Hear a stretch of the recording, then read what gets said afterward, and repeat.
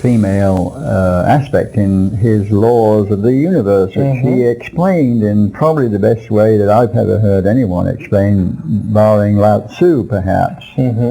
But Lao Tzu's is also theoretical when he comes to the Tao, because he says you can only experience the yin and the yang, and the other is beyond the perception of words. And so, although it's a reality that governs the whole of nature, he says you can't deal with it, or you can't imprison it, you can't contain it, it slips through your fingers, all those things. He's absolutely right, because that's the nature of consciousness. The more you try to contain consciousness, the more you limit yourself. So I see what the church has done is put a limits on everything, God included, and tried to contain God so the priesthood could have power. And so they got everyone to confess their sins so they could control the local population, and know what everybody's doing, tell everybody what to do, and get into the act through intervening and claiming that they had the power to be for Christ, to have a direct link with Christ, who would then link you up with God. Well, Jesus never said any of that. An organization. Jesus said you don't need the priest. You need a direct relationship with God, and that's the only real knowledge you'll ever have. But Christ referred to God as his Father, as far as we know. Because that was a Jewish concept, in a sense. The male dominance of society required him to speak in the language that the people would understand it. If he said mother, they wouldn't understand. So do you think that was just a cultural surrendering? It's something handed down as he, don't forget that he came into a society that had 100 years of the teachings of King David. And David was 1,000 years after Moses. So everybody knew all the answers by the time he came. You see, so you didn't have to have, you went to a rabbi, he'd tell you the stock answer, and his way was saying that's not worth anything, because it's just teaching the form of religion and not the spirit of the law. So his spirit of the law is all enshrined in the Lord's Prayer, if you understand the Lord's Prayer, but most people don't. See, if they knew the original language he spoke, the Aramaic, and hear him say the Lord's Prayer in Aramaic, it would sound totally different. Do you know what the distinctions are between it in Aramaic and in Hebrew? Yeah, well, for instance, we say his teaching was basically surrender to God's will, or in the Lord's Prayer, it's like, as it is in heaven, so it is on earth, and by... That sounds positively alchemical. Yeah, it is. He said it, as in universe, so on earth. That's the way it comes across. That we talk about heaven and earth and in ways that are different to the universal consciousness that he was expressing. And he, I think, gave us the laws about how to live in that, but to get the essence out of them is very difficult, and you can't get it through religion. You can only get it through direct practice of what he said. Most people think the Sermon on the Mount is far too difficult and unrealistic, because they say, well, you've got to let the guy slap the other cheek. This is not what he's talking about. That's a metaphor for being yielding and bringing the goddess way of peace and beauty, and try and get the change that way, even with someone who's angry with you and is willing to hit you. He says you'll not get any further by hitting back or reacting. He's challenging He's saying you'll only get somewhere when you... An eye for an eye. Well, yeah, when you realize that it's not energy efficient to create a war, even if the other guy wants war. But to soften the vibrations and try and channel the anger and use it maybe, or go in the way with him and settle. Do you know the quote of Zero Mostel from Fiddler on the Roof in conjunction with this idea? He said that if we really lived by the idea of the Old Testament, of an eye for an eye and a tooth for a tooth, we would have a world full of eyeless, toothless people. That's right, we would. Well, that's what we got, a lot of those. We do. A lot without heads in Bosnia.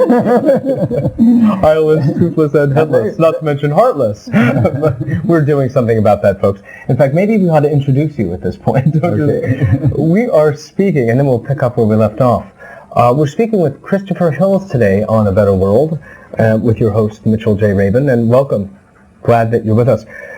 Dr. Hills is a very interesting man, as you have already begun to witness. He's the author of some 27 books, and it would take too long to even name them all right now.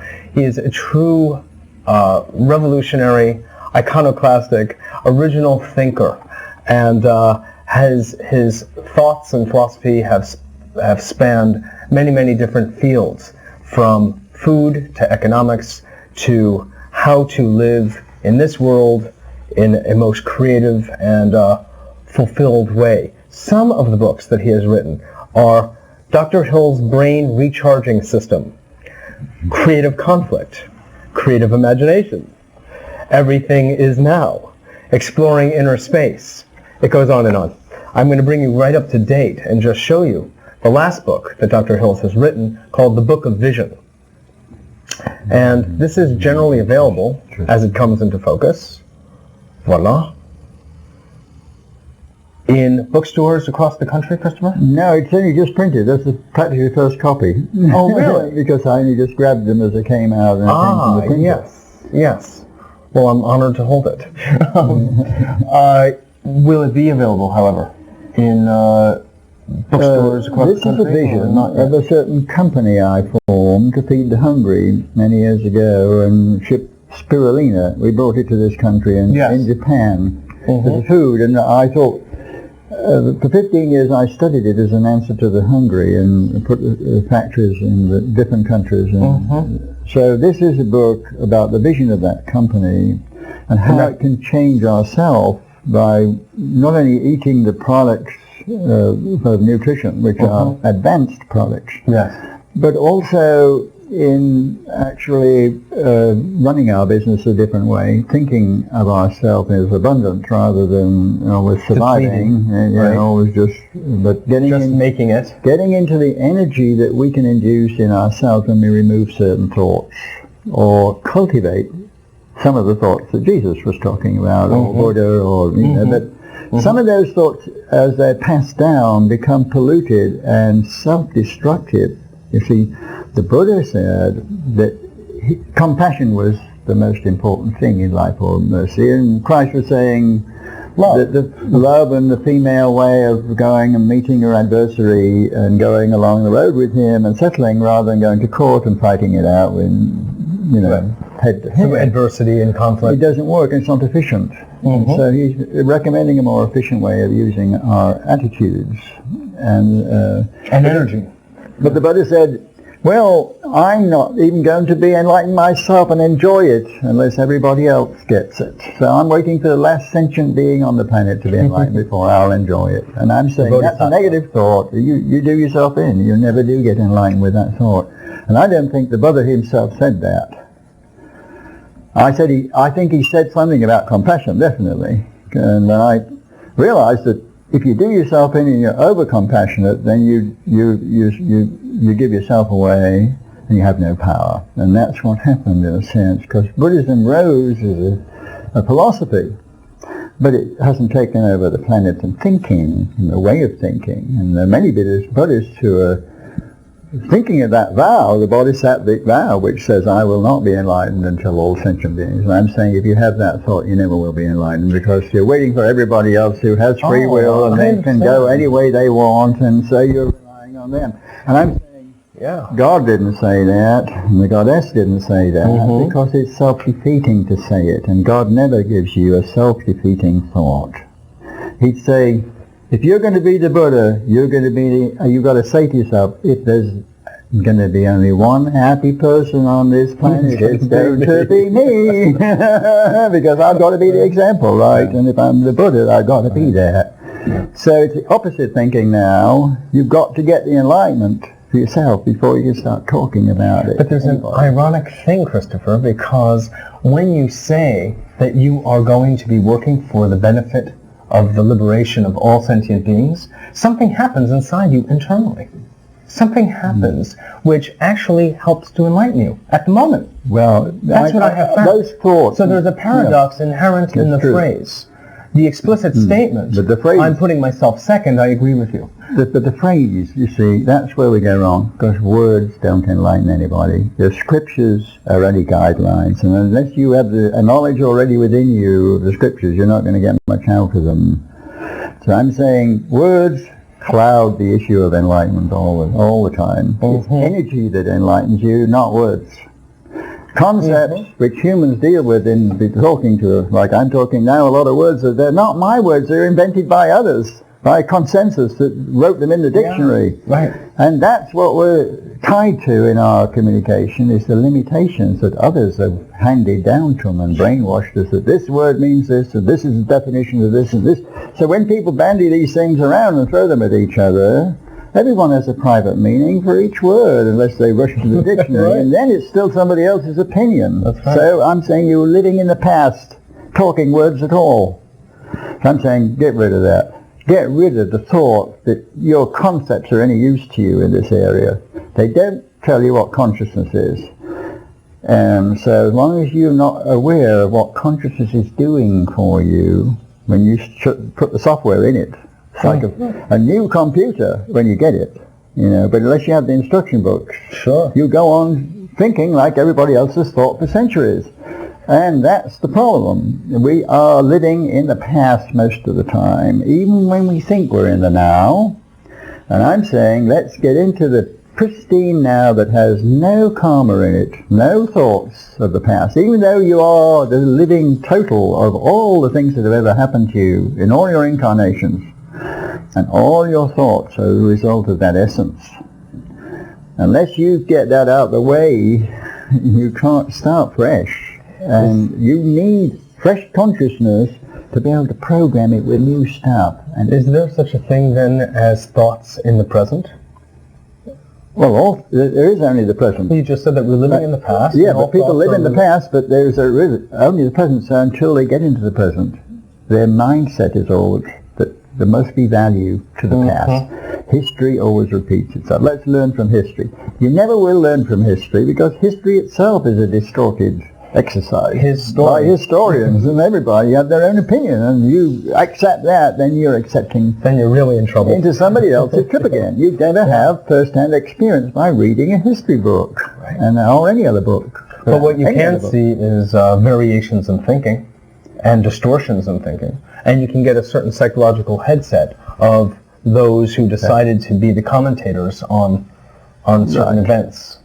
Well, people lack authority within themselves, and so they naturally go to a book, or like I see you have Gurdjieff's picture here, and some of the holy men, and all those. They're all authorities that people go for. Yeah, they're good vibrations and good, all that. But I'm saying you've got to get into the energy yourself. Until you do that, you're not living in reality.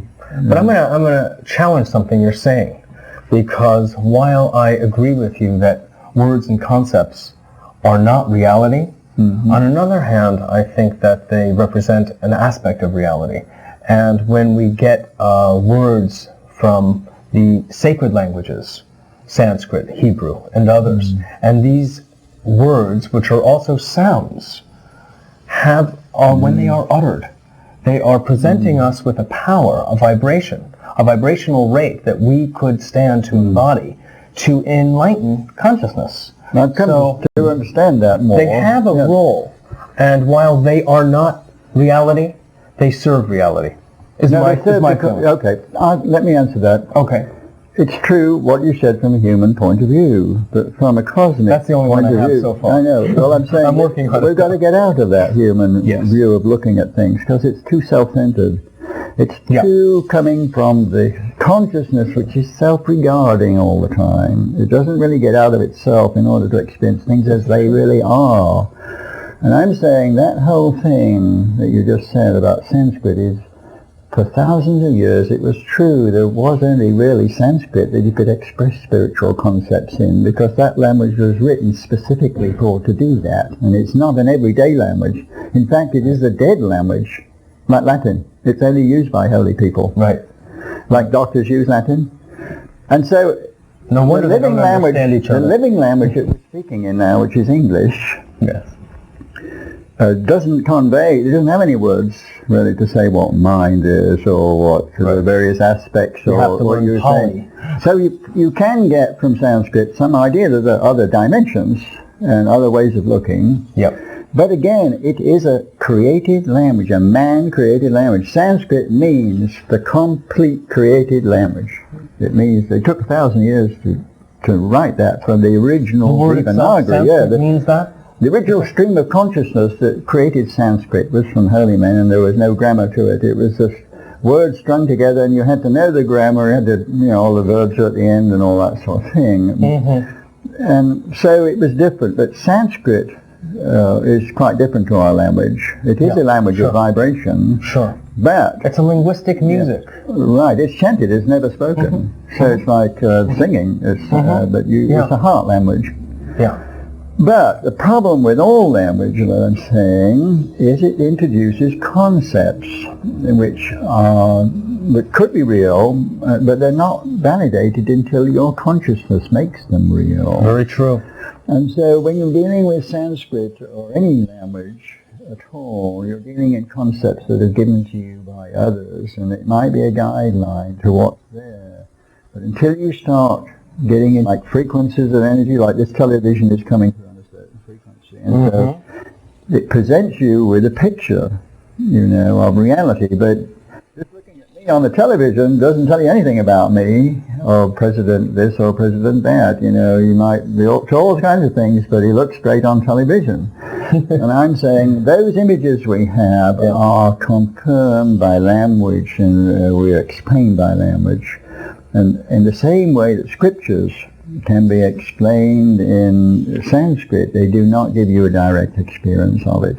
And that's, you can think all alike about the Indian ways of saying the word God or Om or the void or all kinds of ways, but it doesn't make you into a holy man to parrot that knowledge. There are so many parrots on the planet right now, talking other people's stuff as if it were theirs. I'm saying I'm looking for someone who has original source, and everyone has original source if they want. But manifest. They want to, if they believe in that. Agreed. But our ideas about God are that it's out there somewhere, and you've got to go to a guru to get it. And I'm saying that's all hogwash. Right. The real essence. You know what I hear you saying, to distill what you're saying? The day of the gurus is over. It sounds like you're saying that language and then concepts is a block, not an asset. Can lead us to the water.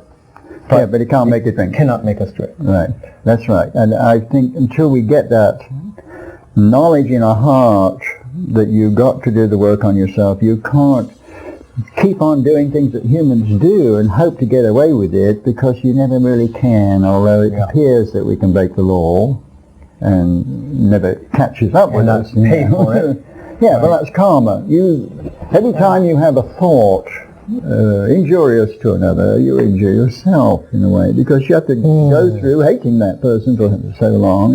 That's a very valuable concept. And medically, it changes your hormones and your feeling of how good do you feel. Right, right. With yourself. And can you go out in the wilderness and just be totally alone without anybody but God? If you can't do that, yourself will come along and interfere with that peace.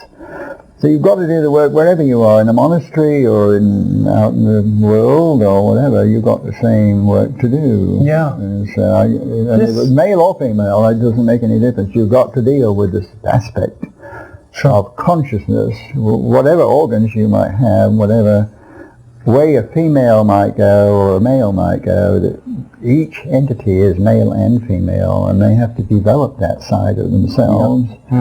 Whether if they're male, they have to find the goddess in themselves and surrender to it, because no woman can surrender to a man who hasn't surrendered to the goddess. Not really. They might surrender sexually, but inside their heart, they can't surrender to someone who doesn't appreciate them. They might do so, but just to stay in married or have a relationship. So they would be presented with a sense of resistance. They can't get out. Well, they're not allowed to get out. Male won't let the female get out and be equal. And be respected and adored and worshipped. In fact, the goddess should be worshipped in ourselves. But we can't worship in ourselves or in anyone else until she's there, in that sense. I'm going to go back to a point you made, and then I'm going to even try to frame this whole very interesting conversation. A point that you made that I think is really valuable for viewers to digest is that whenever we think a harmful thought about somebody else, or a critical thought, as a negative critical, that the injury is going both ways, both to the because person. it's energy you're generating, and the energy And doesn't feel good. It spoils your environment. It affects your environment. Injures your liver and It also does, yeah. the environment. Absolutely. Right. And this is I think this is a really central point, especially at this point in time in history, because there's no more time for this, I don't believe. There's not time for people to be injuring one another when we have to make amends, I think, relatively quickly, while we even have something called history. And it's not energy efficient. people don't really realize, right, they don't understand the ecology behind communication. Yeah. And I think that's so important for people to begin to digest. Well, So I think I'm glad you made that point. it's to do with power. And then the of god and the god and the goddess subject kind of grows out of that, because it has to do with self-appreciation ultimately. Well, they're not separate from each other. The No. god and the goddess are really one.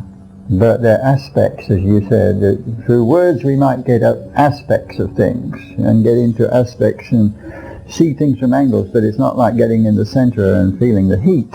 You know. Right.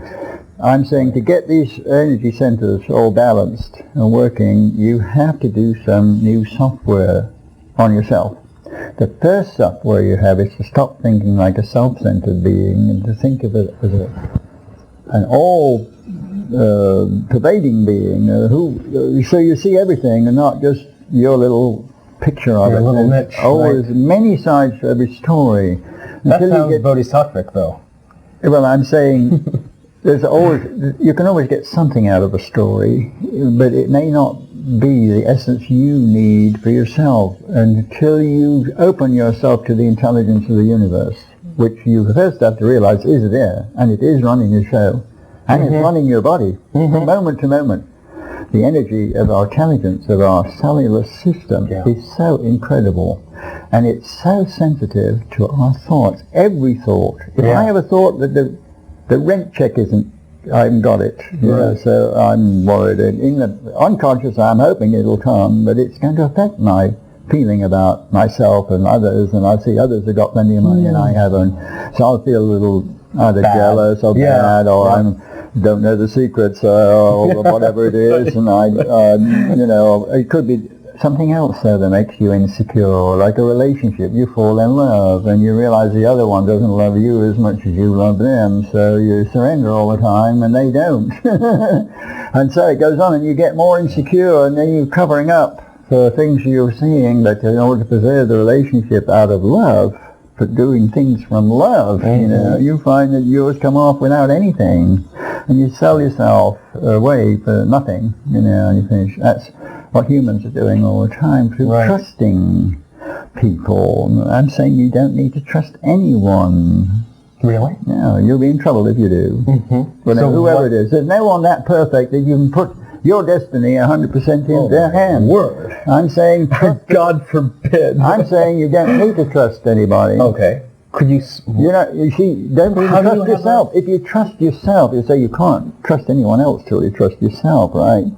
I'm saying, if you trust yourself 100%, you might make a mistake, because there are other intelligences besides you that have other designs about your karma and your view and other agendas for you, because you might not be seeing the whole. So to have humility is one of the most important things, and to realize there is another intelligence that's running the show, your body and everything, that you don't know about. Because if you knew how your cells are making yourself sick or happy. Right. You see? I'd go for happy. Yeah, well, you have to obey certain laws of consciousness, and that is never to put negative thoughts in your head, and that's difficult for a lot of people, because there's many around and many causes for being negative. But I'm saying if you allow that to be the situation, then you're going to pump yourself full of negative hormones that make your cells not feel so good, and they report back to you on strike. They say, we can't handle any more of this stuff. So send good stuff down to yourselves. You're the boss. You're programming this robot, which I call a wet cell battery, and you're the one that's going to determine what it's like from time to time and moment to moment. Sure. So why not, every time you feel bad about someone or yourself or anything, have a mechanism where you can put in a good frequency like joy or fun or family, or, you know, because everything comes in families. It holds the universe together. It's family. And sense of community. All the universe is held together as families.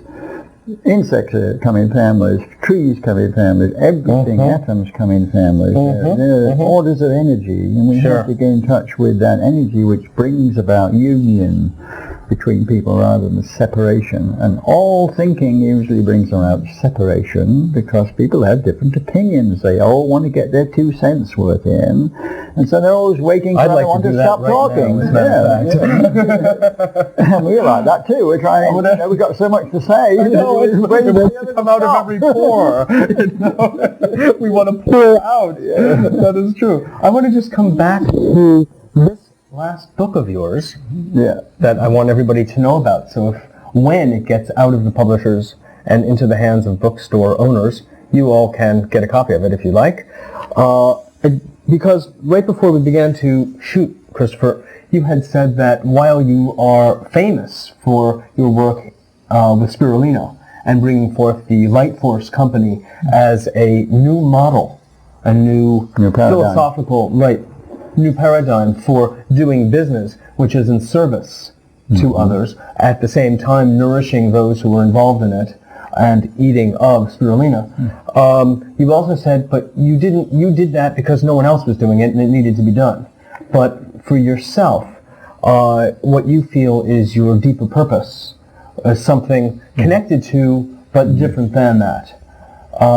Could you share that piece of what you feel your life consists of now? And you said you're working on a book challenging such greats as Lao Tzu. And I would love to hear what those challenges are as it relates to your vision. Lao Tzu was probably one of the wisest men that ever came to this planet. Like Christ, he had direct access to the Tao, or the universal intelligence. Yes.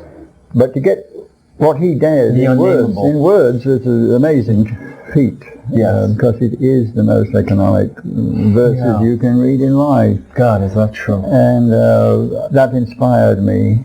But it still is talking about a reality that's not there, because it's saying it's in the void. And he mentions the void. It's without existence. And the thought of existence gives rise to the thought of non-existence. And this is where I challenge him. There is no such thing as non-existence, as long as you are existing and saying that. There has to be a validator. Non-existence is non-existence. I'm saying that it has to be a validator in you for everything you experience, whether it's the truth or anything else. And if you say there's non-existence, who's saying it? A new God? Or what? Who's speaking? You're speaking. You're existing, and you're saying there's non-existence. So it's just bullshit. Oh no, it's okay. I used that word once before. You do? Okay, I'm told I shouldn't. It's effective. It's one of those concepts that everybody understands. Well, I try to use hogwash in other words, because I like to be polite, and not offend people and that kind of thing. Sure. Although I probably do just some things I say, but I've got to speak out. I think that the problem right now, and that's why I come to where I'm saying what I'm doing now. Is I'm speaking out about all the illusions that people have, like time, for instance. Time is a great illusion. You're going to have to be immortal to speak out against all of those. It's a man-created idea, is time, whether it's a clock. And people read the clock, I think time is somehow going. But the clock only tells you it's now. It's always now on the clock. See, people don't realize that they're the ones who create the time and waste it. And scientifically as well, we measure everything by time. So many frequencies per second. What is the nature of a second? Nanosecond. Whatever. Let's get down to it. It's all limited. Whatever you say. If you get into numbers, it's all limited. Sure. Well, it's one linear picturing of the whole, and it will never be everything. So what I'm saying now is, So do you feel that what you're doing right now in your life is challenging the existing institutionalized illusions? I'm only saying that because you've got to talk in some words that have meaning for people. Okay. For me to say it's all different to Lao Tzu, I mostly have to explain what Lao Tzu was all about to begin with, because people just don't know. Sure. So I'm saying the same thing about most of the people who've been to the planet. We never really understood them, and in order to say something different to what they said, we've got to even explain what they said to be different. Right. And I'm saying you don't need to be different. Try to get into the sameness of the essence that was in Christ and that was in Lao Tzu, and then see how they came to that reality. Then you can maybe you could see beyond it, in other words, into the Tao or into the nature of what that invisible stuff is called consciousness. Because all of that stuff he was creating out of his experience of life. It doesn't mean that that's the way it is. I'm saying we need to know how things come to be the way they are in our own lives. Well, how do we do that? How do you propose, or what do you know first of all, stop that we thinking. ought to know? Stop thinking the way that everybody tells you to think, and think directly for yourself. These are words of wisdom. Why do we feel anything about ourselves? Most of our real experiences are feelings, not words. They're not thoughts, they're feelings. But feelings are made by thoughts. If I have a thought of insecurity about myself, whether it's a rent check or a love affair or gone bankrupt or it's hard to make a living or I can't get the rent check or whatever it is, it doesn't matter. I'm saying don't worry about what it is that's making you feel bad. That won't solve the problem. You see, that's more negative thinking to think about it.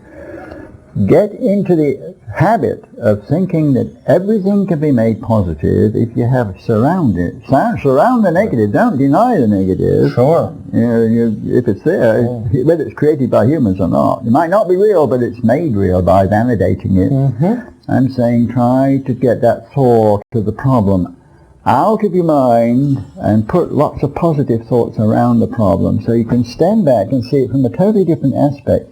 Then magic comes into the understanding of the problem before you try to solve it. You see, most people try to tackle the problem before they even understand it.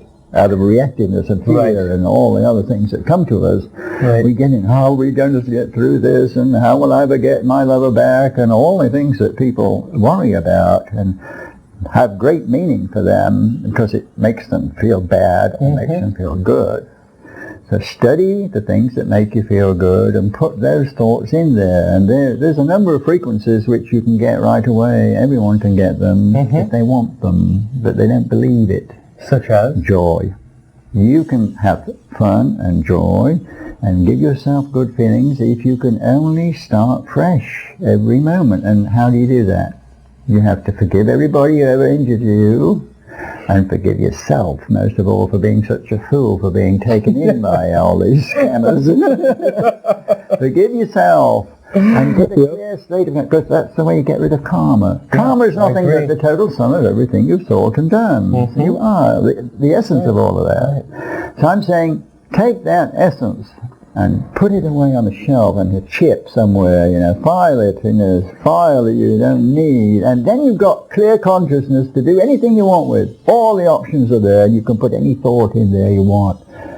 But the goddess will give you the thought if you meditate on her. Oh, God is the same thing. Goddess is just the aspect of God. God is a universal love, like Jesus had. He came, that was his thing, to give universal love. Love everybody as yourself. But that's not the ultimate law. You see, the ultimate law is you not only love universally, but you love uniquely. And everyone is entitled to be a unique individual. And so different to everybody else. That is hitting the nail on the head. And that is the goddess's way of loving people for their difference, not just for the essence, but who they are. And giving them the chance to be all of that and more. See, if you get into the goddess energy, she'll give you more energy than you can handle if you could really open yourself to it. And not enough to damage you, because a lot of good energy can make you want to do nothing, sit in a forest and just enjoy it. Now, do you feel, share it with anybody. Do you feel, Christopher, that is more important for men to be receiving of the goddess energy, and I don't versa? think men or women, I don't care who. For women, they all got to get this energy, or it's not going to work. Well, everyone embodies it. Everyone embodies it, but men don't honor it. Of completion and proper balance, that we could possibly create a sane planet and, well, if you will, a better world. I'm the biggest sinner when it comes to believing God. I was believing in God to the point where, I never heard of goddess. So all these goddesses in India and everything, I was thinking, well, that's all just human constructions, earthly stuff. Anthropocentric. Yeah, but I realized that there was an aspect to God that we're not looking at.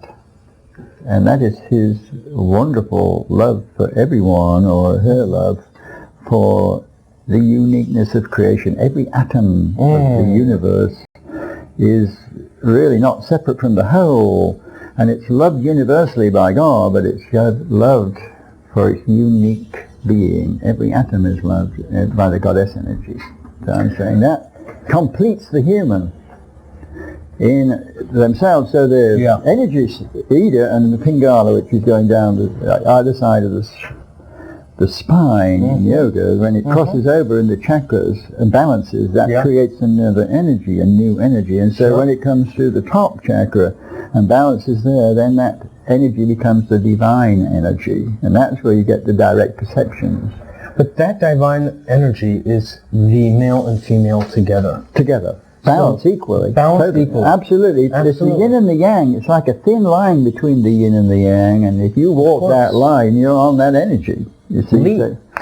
Now, something occurred to me when you were speaking before about Christ.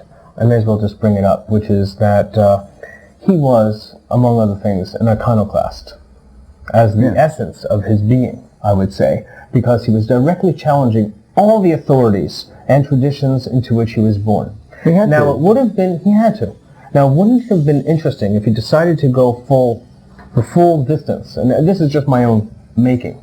But since you said before that he was inheriting the father idea of God through the Jewish tradition, wouldn't he have come full circle, no pun intended, if he decided to say, and furthermore, God is not father, but mother, or a combination? Well, I wouldn't like to put words in or thoughts into Christ's mouth, although I do all the time. But so let's do it again. But do you know what I'm saying? Yeah, I know. Wouldn't he not have really been fulfilling the complete paradigm by challenging that most deeply rooted concept? But what we're really saying is erroneous concept. He didn't inherit that concept. He got his knowledge direct from the one. But he also was rabbinically trained. But he was speaking to people, and just as I'm speaking to people, I'm speaking to people who have an existing language and existing thoughts and teachings that have come to them. Conceptual, cultural and I'm not trying to destroy the belief system. I'm saying go beyond into where the real essence of the wisdom is behind that teaching.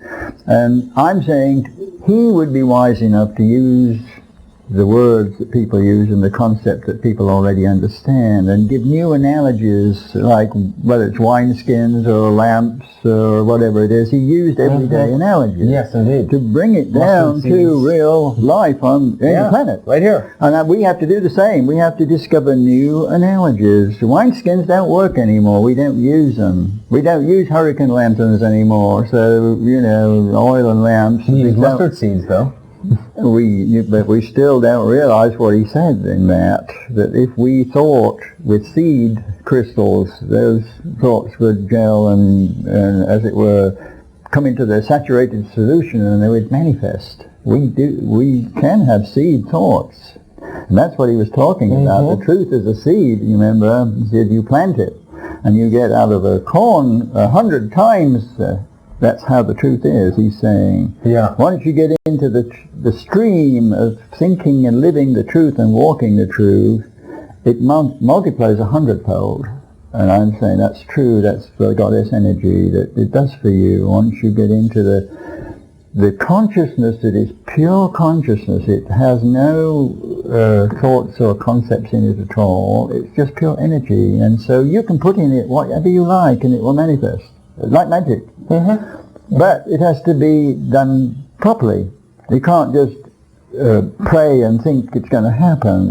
You've got to get yourself so your consciousness is not distorted, and you're not projecting onto a God that's outside everywhere. It is outside, but it's everywhere. There's no outside really in reality. Right. It's all inside and outside together. There's space inside. Truly this is the same as the space outside. It's a lot of space is inside as well, but you don't realize that. But I want to come back to something because I want to understand something here.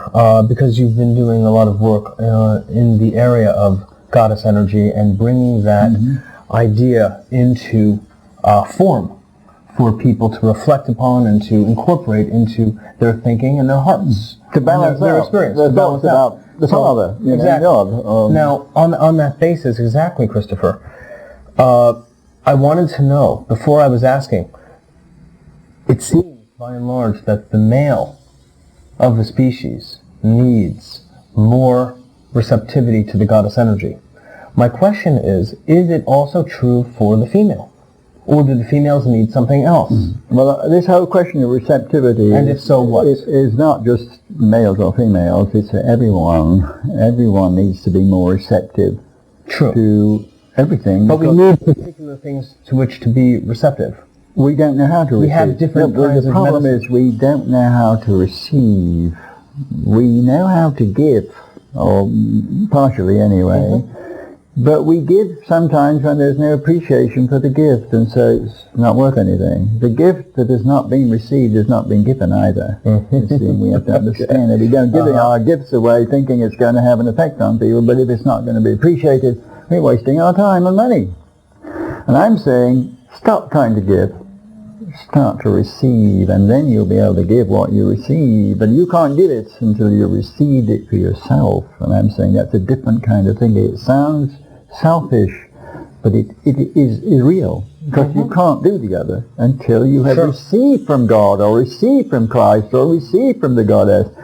If you're not in a receptive mode, you're not complete. The Goddess is the secret of receiving. That's what it is, you see, because if you can receive from her, you'll know who God is. And because God, if he was all one, wouldn't he have to create something in himself to play with, and the planet and the universe?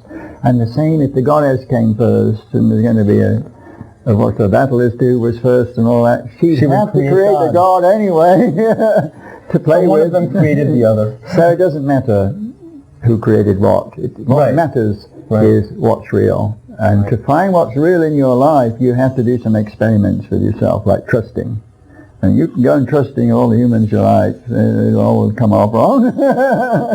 I'm saying trust the right thing. I'm saying trust the energy of the Goddess. When you get yourself out of the way and surrender to her, that's the first condition for creating magical energy, for making dreams come true.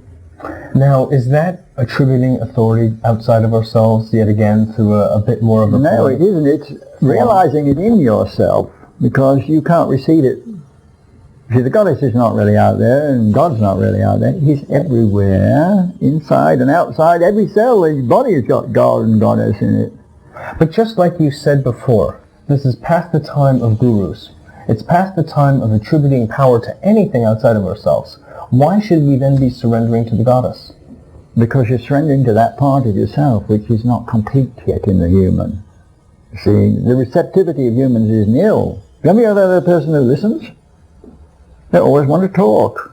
And they never do listen completely. You give them instructions, they miss half of them and forget most of it. I have met a human who totally really listened 100% to me. You know, I've not met one human yet. You sure?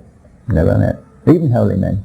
I remember I was the president of the World Yoga Society. I know all the big gurus, and I know the way they think and the way they behave and how they want and to the way they don't listen, and how they want to fly away in big jets and everything. You know, so it's like I had to deal with all of that in the yoga conferences, and all the big gurus would come. And, you know, they'd all fight for space and time. And this one had 5 million disciples, another had 10, and they'd argue and compete for humility and all sorts of things. It's like, you know, you wouldn't believe that humans who are supposed to be the highest beings on the planet could even think like some of the gurus. What do you think it would be like to be listened to? To be what? Listened to. I'd hear myself talking. I'd hear myself. And sometimes I hear people saying the same things that I'm saying, and yet when I talk to them, they always have a difference. They always only get their difference, the different viewpoint, and so they never do completely listen. It's being filtered through their interpretation. Well, that's human. That's Indeed. why we're here, to get rid of those filters. Or to appreciate the differences in the filters. To appreciate also the sameness. As long as there's because some, there's got to be some kernel that's getting through every single filter. Let me make a statement here that will annoy everybody. Okay. There really are no differences unless you make them. You're the one that says what's different. Creators. You're the one that says, when you tell me something, I tell you what I'm doing, right?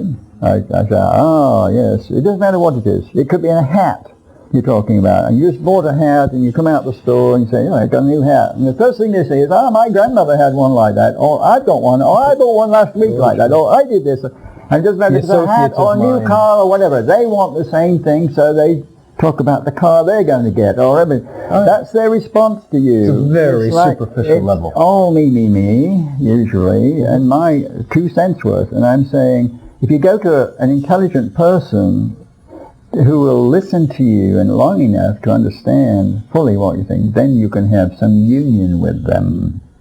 But that union will be limited by any sorts of differences that they have in their mind, see, because they can create them real easy. You don't need a brain to create differences. That's right. You can create them in a flash. We're all busy opining. And I'm saying, really, there aren't any in the oneness. It's all interconnected, and everybody who's different, it's okay to be different. But they think it's something special that makes them. Or that it shouldn't be. That there's a judgment that we shouldn't be as different as we really are.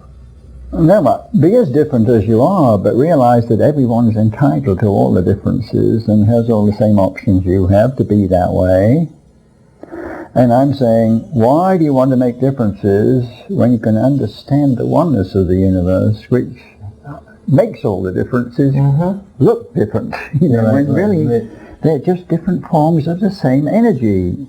They're all produced and confirmed by consciousness. That's part of the Taoist teaching is the idea of, from the one come the many, from unity, diversity, multiplicity. And another thing I think will annoy people that I would say is God is only as holy as you make him. He's not or her. He doesn't believe in holiness. He believes everything's one, see? So it's like... it's another concept. It's a concept. If you were God, you would be thinking of everybody. You would be thinking, this one's holy, this is not holy. Everything's holy to God. Every atom of the universe is a channel for his energy. We make the world sacred. Yeah, and we talk about channels for God, and channeling is very popular. Every atom of this universe is a channel for God. And so let's think like that, and it's a reality. Right. And then so... channels are not special. Everyone's a channel if they'll open themselves and receive. If they receive, they can talk to God, because they are at one with God in that sense. I want to return to an idea because we're running a little short of time. Make believe as it is. At a certain point, they're going to cut it off. Cut us off. And I don't like that. So I want to get you here. I want to hear something that you began to speak of before. I mean, first of all, you are a man of extraordinary accomplishment. You have done so many things in your life, from the world of biology and nutrition to the world of psyche and understanding and relating to, speaking about goddess energy. I mean, there's a whole tremendous range that you have embraced in your life, and it's very rich, to your mention of being president of the Yoga Association. On and on it goes. At this point in your life, I know you spend a lot of time in the woods. What do you feel is your next step, and what is it that you really want to accomplish at this point in time? Looking over your past and what you have accomplished and what you see the world needing now most. Well, first of all, I don't live in the past. It's hard for me to remember some of the books I've written, Okay. I don't give any. But this is really a question designed for the future. The value of books is not where it's at. Okay, but I'm really talking about you, Christopher, and anything it is that you have in mind to do My next step for future? My next step is to bring more consciousness of what it is to be a goddess. Even as a man can have the goddess in him more than women if he wants to. And women can also have the male in them, even while retaining the female way of going about things. You can still have a lot of what you call strength and power and that sort of thing come through, and yang energy. And that yang is hidden in the heart of the yin, and the yin is hidden in the heart of the yang, and that's what we've got to bring out in ourselves, and then life becomes very rich. And you don't live in the past anymore, because it's all such a living reality of now. The richness is in what you think now, because that's going to create the future. Whatever you have in your mind right now is going to precondition the future moment. And so this is the philosophy I'm trying to get across. You've got 2 minutes. Zero consciousness of everything you've thought and done about yourself and others, and start programming the things you want to be right now, one by one. Do you want joy? Then put joy in your computer. So whenever you're getting a little shaky, insecure, joy clicks in, because the software has been created in your head, just like you create a software for a computer. Software in a computer is all mental, you know. It isn't anything real. It's nothing that you can say get hold of. I'm saying we're like that too. Do you have a method or some system by which it's easiest? There's lots of technologies for doing this, and you have to invent your own really to make it real for you. Okay. Because unless you believe it that you can do this, putting joy in or putting fun in when it isn't there, or you don't have to pay for fun. You can create fun yourself. You know, fun is the biggest business in the world. You know. If you don't have fun on television or anything, nobody watches the show. So it's like, without fun or entertainment and that sort of thing, nobody makes any money, because it's what everyone's getting money for, to have fun. You see, so I'm saying, there's a sound basis to it. Yeah, make your business into fun, make your life into fun, consciously invent fun as you go. Sure. And also have some of these other feelings of joyousness and bubble, and cultivate those. Vitality. The vitality and energy, and look for those things that bring you into resonance with others and into resonance with the oneness of everything. And you can do this very simply by forgetting who you are and not being self-important. Well, I think that's just be important in your connection with the source of your consciousness. Because that source is what's going to give you the intelligence to do lots of things that I've done in the past. That's what I was able to, because I was tapping into that intelligence. But I don't take credit for that, because I'm just a robot. You know, I program the robot. Well, it's not that's the word I want to end on. God will give me the goods to do things, you know, and she does. So I never worry about money or anything. But I'm careful with it. It's God's money, you see, not mine. Sure. I just spend God's money, so I have to see it spent well, and then good things happen. And that's sort of. Well, I want to say just in closing, because we are out of time now, Christopher. It's really been a pleasure to have you on the show, and. I would like to have you on again with Penny Slinger and talk about some of the projects that you both have together. We're going to make a difference. And it's happening already. So on that note, welcome. And thanks again for being on the show. Great. Thank you, everybody. This is Mitchell J. Rabin for A Better World. We're glad you joined us, and we'll see you next week.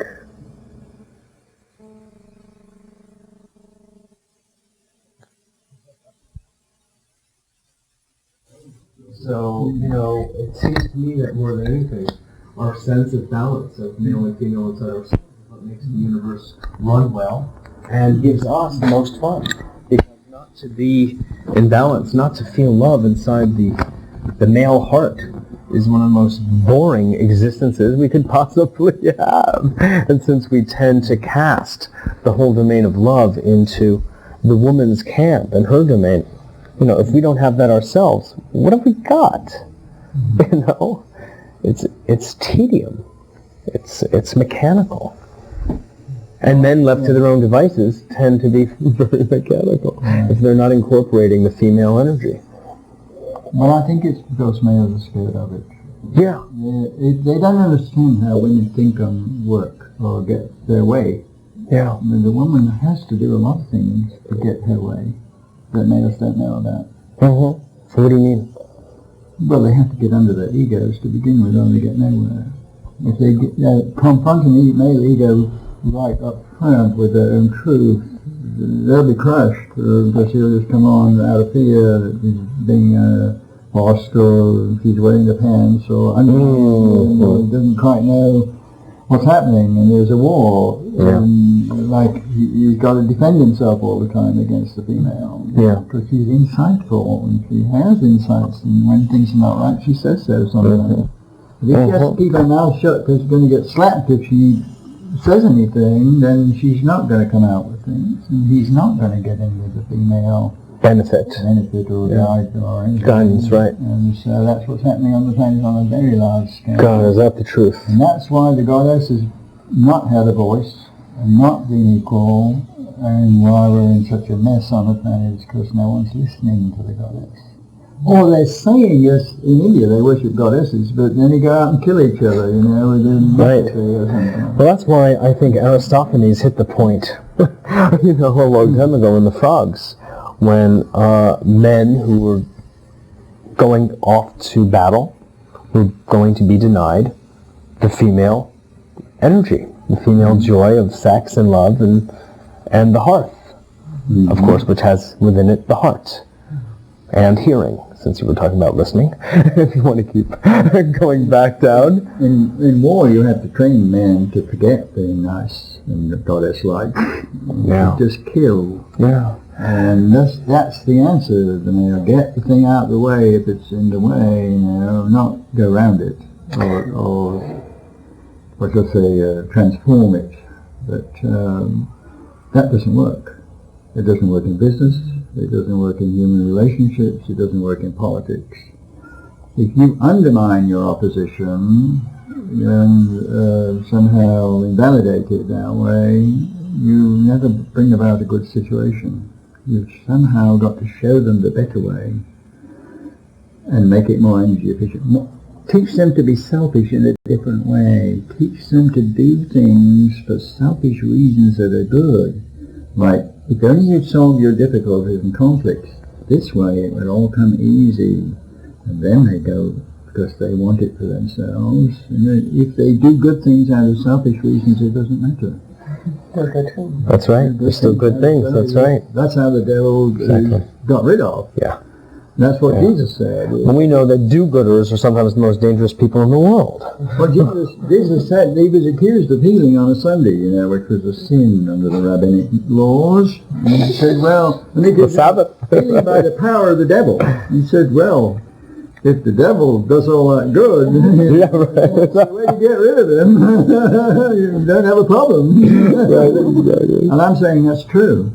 That if you want to fight the devil, don't try to oppose him and stand on his neck and chop his head off. You'll never succeed. Always squeak through some crack in the floor. Yeah. The ego, you can corner it as much as you like, but it'll always escape somewhere to come back and do you in. Right, kick you in the behind. So try to show it that it's not profitable to be an ego, or to be selfish, or to get what you want at other people's expense, because you're not going to leave a bad taste in their mouth that you won't feel good, even if you're rotten rich.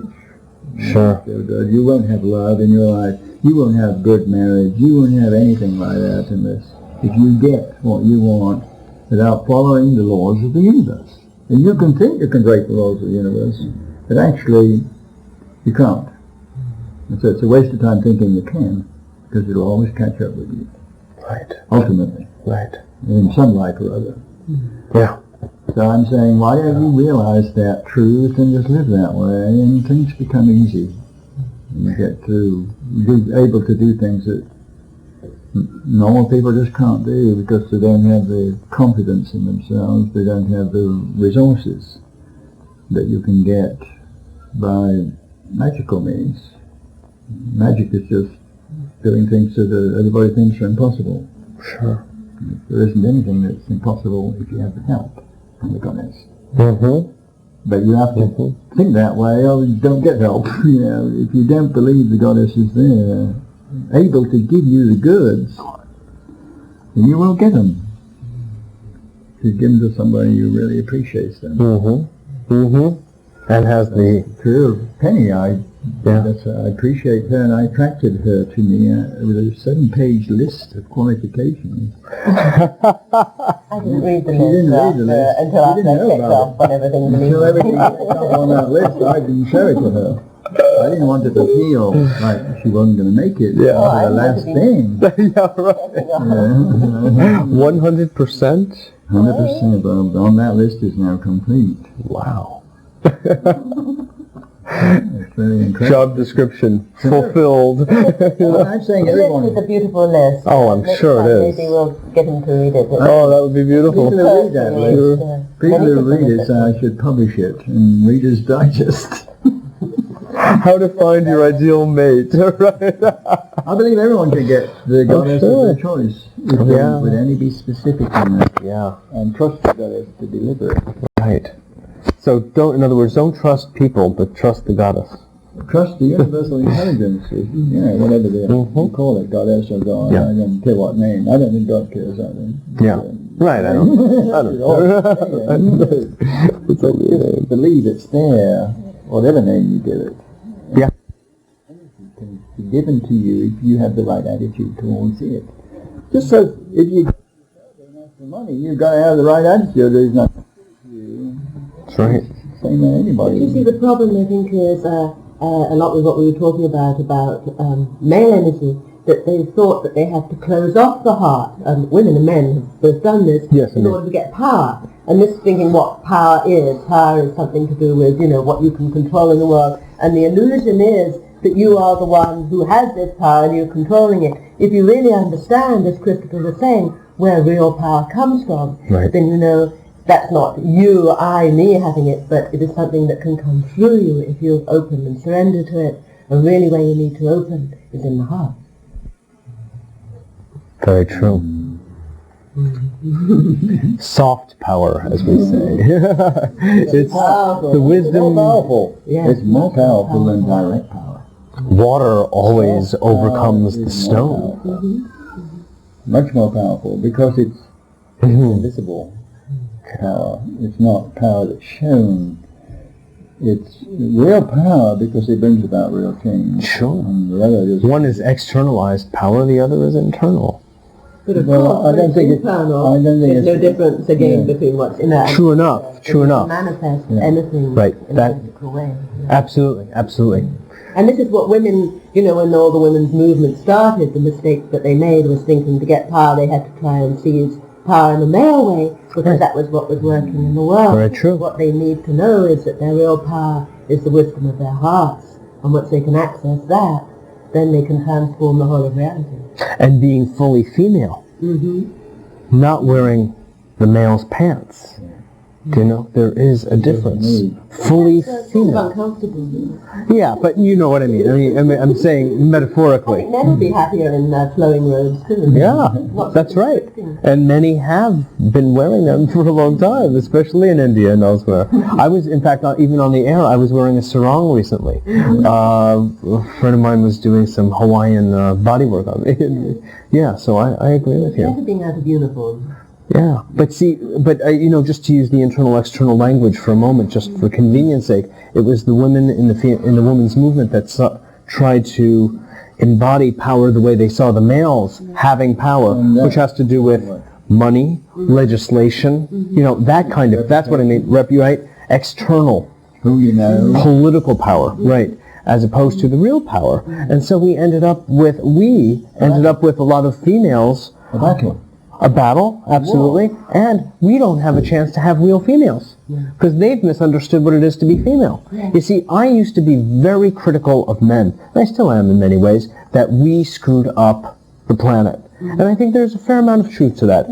However, the more I look, the more I have noticed the woman's role in that. And it had to do with the women disowning their own true femaleness. Okay? And the women have to do it as we need to claim our femaleness, so do the women need to do same. Exactly. You got it. Yeah. Listen, women. That's the new paradigm. Yeah, That's right. the new paradigm. That's the new paradigm. That's what we had to go through now, so to speak, the national, organization of women, to get to the point of women being women again, because that will allow men to be men again. We all came into the strange middle space of who opens doors for whom, and I mean, just as an example, and who is the breadwinner, and what a difficult time. Men who don't want to marry and make commitments, and not that there's no rights in any of this. Got tired of having a man around to pick his socks up. They don't want it anymore. Right. There are more women now. 50% of having children without wedlock and without having a man in the house. They go to a sperm bank rather than go to a man. Right. It's like something's gone wrong there. Yeah, really, something dreadfully On wrong. their own without the men, they don't want the men to have. It's a trip for them. They have to go around the male ego. And that's born out of such anger and fear and sadness and disappointment. And one can understand that. Of course, but of course they're robbing themselves. But they're robbing themselves and the man.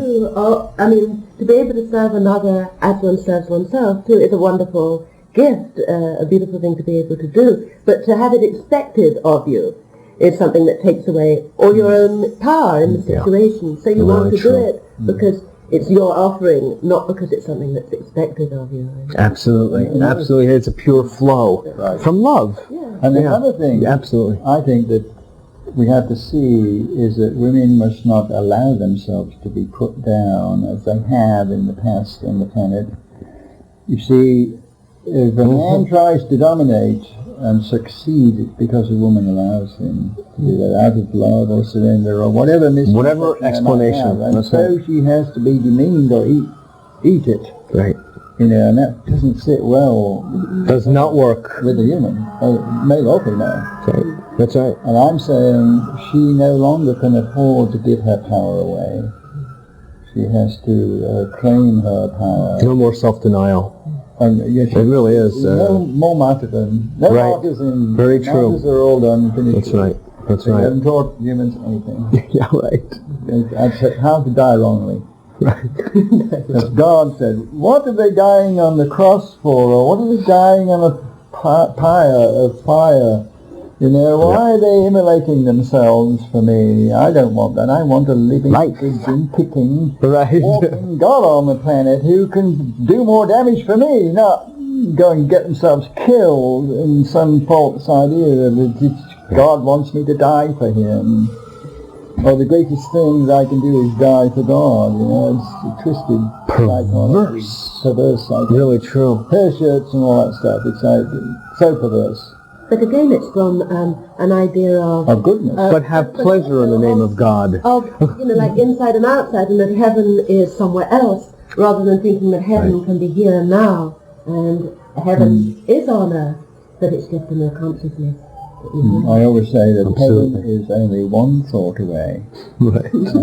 So is hell. Just all you need is one thought, and you can be in hell as long as you want to. Or heaven.